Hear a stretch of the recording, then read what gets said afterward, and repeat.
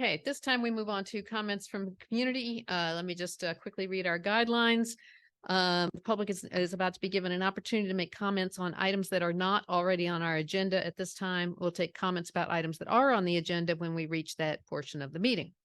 If you wish to address the board, either now or later, you should use one of the handy dandy speaker cards, which are over there, on the back of which there are some rules. We ask that you please do read those. And most in particular, note that there is a limit of 3 minutes for your comments. While it's not required, we would appreciate it if you would identify yourself with your name and affiliation with SUSD when addressing the board. The board respects the rights of the public to express personal viewpoints on any matters within its jurisdiction. However, under California law, the board is not allowed to discuss public comments about items which are not on the agenda. If you wish to express a concern about a personnel matter, the board suggests you contact the district office and request information regarding the complaint process. Please note that any public comments that are defamatory or violate privacy rights of any individual, including employees or students or board members, are not protected under law just because they're made during this public comment period. The board requests that comments be made in a manner that is polite and civil and in keeping with the possibility that children may be present, although I don't see any here. They may actually be watching on Zoom. Please note this meeting, this meeting is being recorded and any recording may be kept by the district for possible future use. And I forgot somewhere on here one other item I must have skipped over, which is at this time, if you would please silence any cell phones. All right. With all that said, Steve, if you want to come up to the podium.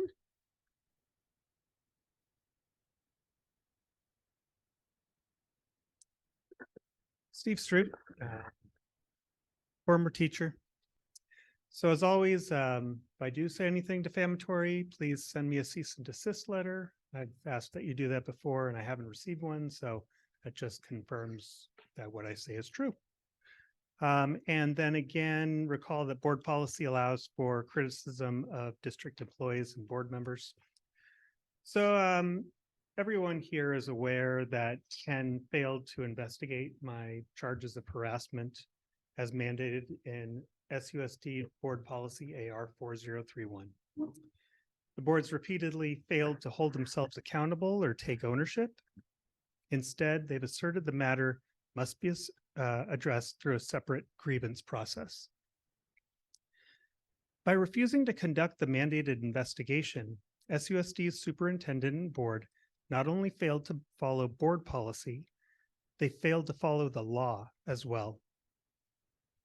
The Fair Employment and Housing Act, California Government Code Section 12940, Sections J and K, informs employers that the duty to investigate a harassment claim promptly and thoroughly exists whether or not the claimant consents to an investigation or cooperates with one.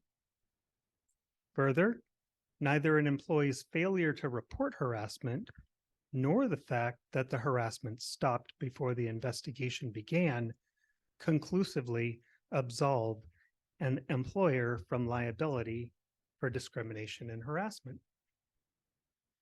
And the Equal Employment Opportunity Commission, under their document Vicarious Liability for Unlawful Harassment by Supervisors, asserts, when an employee complains to management about alleged harassment, the employer is obligated to investigate the allegation, regardless of whether it conforms to a particular format or is made in writing.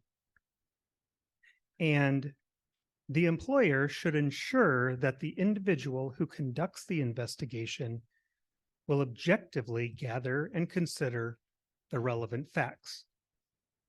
Ken Geisick cannot be considered objective because he was my principal supervisor and employer and is therefore responsible for her actions, as described in other sections of California Government Code Section 12940.